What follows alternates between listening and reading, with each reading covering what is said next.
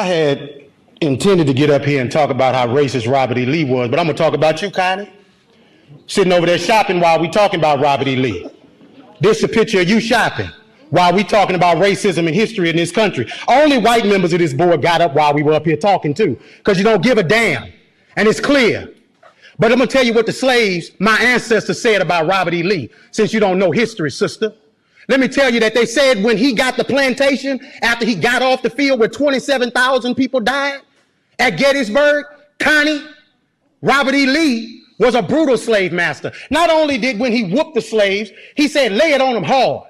After he said, lay it on them hard, he said, put brine on them so it'll burn them. That's what Robert E. Lee did. And you set your arrogant self in here and sit on there shopping while the pain and the hurt of the people of this community is on display, because you don't give a damn and you should resign. You should have resigned 2 years ago when you choked a white man in his house. You should have resigned 2 weeks ago when you got on TV and said foolishness. And you should walk out of here and resign and never come back, because you are the example of racism in this community. You are horrible. Now to the rest of the board. You have an obligation to the people of this community, and 81% of them are black. And do you need a Klan rally outside, Mr. Goday, before you end it? Because holding it up means that you put that building in jeopardy. You do, sir. Because all over the country, they burning stuff down. And black folks in this city have stood with protesters. I ain't seen you elected officials out there with them, making sure that nothing goes south in Baton Rouge. It's been folks in this community who give a damn, not just when it's comfortable, but every time. And 4 years ago, we came down here. Mr. Drake, they say you're a good man. Be a good man. Black folks say you're a good man. White folks say you're a good man. Your legacy is attached to tonight, brother. Your legacy. Now, let me say to the black members of the board, it's the most solidarity I've seen out of y'all in forever. Let's keep it at. Let's stand on this moving forward, because we don't need to apologize for Connie, Evelyn. She showed you who she was when she was sitting next to you while you were talking shopping. You don't need another example. Now, when do we as Baton Rouge stop being in 1856? If you want to name the building after somebody, how about PBS Pinchback, the first black governor of the state of Louisiana, when he was governor during Reconstruction? You want another name? Oscar Dunn, who was the lieutenant governor of the state of Louisiana in the 1860s, that gave the right for Darius Landis and Don Collins and Evelyn Ware Jackson and Tremel Howard to get here. You want to name it after somebody from Reconstruction? Name it after the people who fought for abolition of slavery. If you want to name it after somebody, honor the right people, the people who are on the right side of history. But it's your ancestor that the school is named after. So you're holding on to your heritage. But we built this joint for free. And we've done begging you to do what's right. Thank you, sir. We are very lucky to be joined by the individual featured in that video. Also the publisher of the Rouge collection, Gary Chambers. Welcome to the Damage Report. Thank you for having me, John. I appreciate it, brother. We're glad to have you on. Everyone on the team was just overwhelmed by the video, and I'm curious, what were you intending? Like, obviously you had to confront this incredibly disrespectful display, but what did you have been intending when you went that day to speak? For me, I just thought it was important that people saw the disregard that Connie Bernard had for the people in this community. And so that was what my intent was. It has been my history in Baton Rouge to show up at council meetings or school board meetings and challenge people. Rarely do you see one where someone is as disrespectful as Ms. Bernard was that night. And I thought it was just important that she be confronted there, not that we wait for another moment, because when you give people a pass like that, they get to build their own narrative, right? And I didn't want a false narrative to lead what was true in that moment, which was she didn't care what the black people in that room had to say that night. Yeah, well, and live in the video, I'm sure, to her chagrin, you had the full narrative of who she was, some of the incidents she's been involved in recently.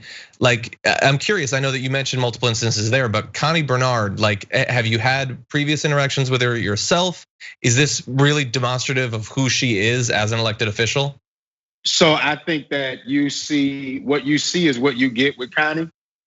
We have Certainly had a run-in before. I called for Connie's resignation 2 years ago when she went into that young man's home and assaulted him. And I just believe that she should have resigned then because it was a poor reflection of leadership, right? Not many people agreed with me then. Connie was at the time the vice president of the local school board. She resigned from the vice presidency of the school board at that time, but remained on the board. And so she goes to court next month. Hopefully she's convicted of that. And if there's a conviction, if she doesn't choose to resign before then, maybe that conviction will help us get a resignation. And so all this came about as a result of an effort, like efforts we have going on around the country around military bases, statues, and other things that are named after these Confederate, generals or whatever, KKK leaders even. What is the argument that was made in opposition to changing the name of Lee High School? Well, Ms. Bernard got on TV and said, basically, we should look up Robert E. Lee's history. And so, I had intended on coming that night to share his history with her before I saw her doing shopping on the internet, right? But she was the only school board member this time defending Lee publicly. And I think the backlash was so strong before this was even a national story. There was just local backlash about her getting on TV defending Robert E. Lee.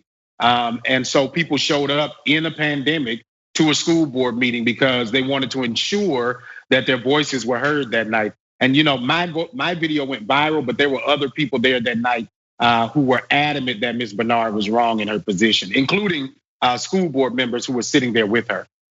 Yeah, and so she set out the challenge for you to go and learn the history, which you demonstrated in the video, and everyone should watch the full video, that you definitely did know his history and that it is a very dark history. Do you think, does she actually know anything about who he actually is? So I think that for many people in the Deep South, let me be very blunt when I say this. For many white people in the Deep South, they look at that period of history with rosier eyes, right?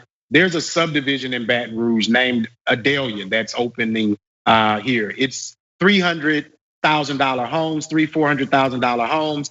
It's built on a plantation, and they named the subdivision after the slave owner's wife, Iadarola, right? Oh.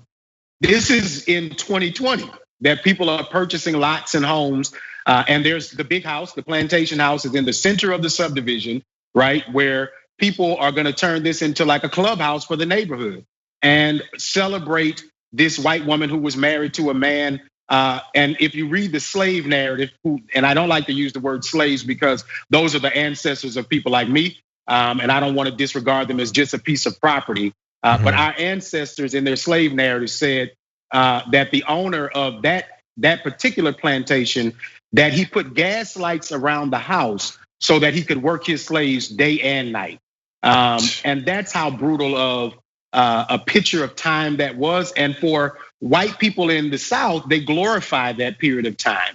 And so for Connie Bernard, it doesn't matter the human expense of Black people. It is the glorification of industry and business is how they look at it from that time period. And it's unfortunate and it's a lie. Yeah. And so having it's Robert E. Lee High School initially, eventually stripped down to Lee. They say, and I'm sure we've heard so many people throughout history, but especially recently, saying if you change the names, if you take down the statues, then you're forgetting your history. I'm sure that you've had to talk to some of these people. Have you ever had a conversation with one of these people making a case like that and come away from it thinking that this is a person who's just genuinely interested in history, like sort of a buff that watches documentaries and is genuinely interested in this sort of thing? No. I walk away from that conversation knowing that these people are just committed to wanting to see these monuments. It is not a matter of them wanting to respect history, because we go to museums, right? There's the USS Kidd here in Baton Rouge. That's a ship on the river that you can pay a fee and go, and you can see anything on that ship that you want to see, right? That's a museum. It honors a portion of history. We should honor history in museums, regardless of whether I agree with that history or not, right? If someone wants to open a Confederate museum and tell the history of the Confederacy in that museum, I have no issue with you buying a private piece of property and telling that story. What I don't believe is that we should take taxpayer-funded dollars to uphold monuments to people who were traitors to the Union, right? They literally tried to destroy this nation. When you look at Robert E. Lee, 20,000+ Confederate soldiers died at Gettysburg and another 20,000 Union soldiers. And they put monuments up to this man as if he did something noble when thousands of Americans died as a result of this. You don't honor the people who caused this type of friction that now has us 150 years later still dealing with the residue of that situation. Yeah. Well, apparently, from what I'm reading, the efforts to try to get them to change the name is succeeding, and we're now entering a period where they're going to consider different names. I saw that the superintendent suggested a few replacement names, including naming it after Congressman John Lewis, Barack Obama, Mildred Loving, Cesar Chavez, as well as a few others. Do you have a preference, or was it really just we got to change the name to something? So for me personally, I would love for the name of the school to be PBS Pinchback High. I am not going to be appointed to the renaming committee because I've caused all this friction. And so you can imagine that they don't want me at the meeting. But I think that PBS Pinchback did some phenomenal things in his life. He was the president of the Louisiana Senate. He was then lieutenant governor, and then he became governor as a black man in the 1800s. And it was 100 years in America before another black man would assume a governor's office, right? And for me, that man should be etched in history because he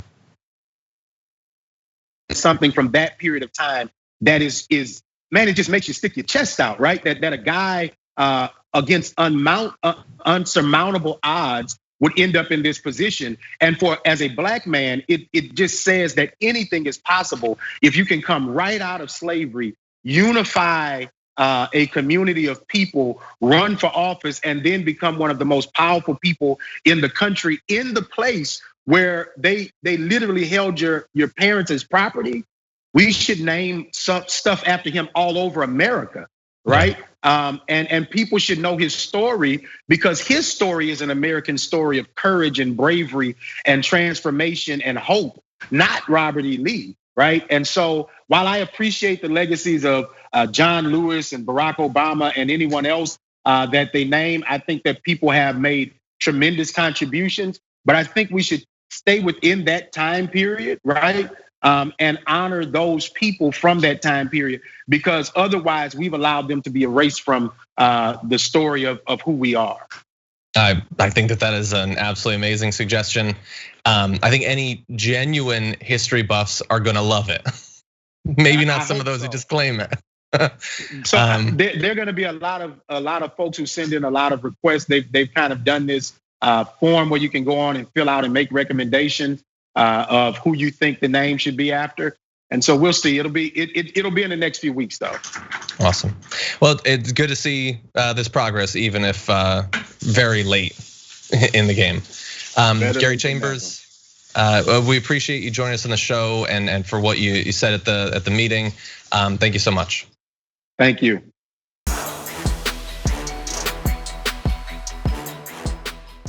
For more political news breakdowns, interviews, stories of activism, and me trying my hardest to care about the occasional big celebrity news story, subscribe to our YouTube channel at youtube.com/thedamagereport.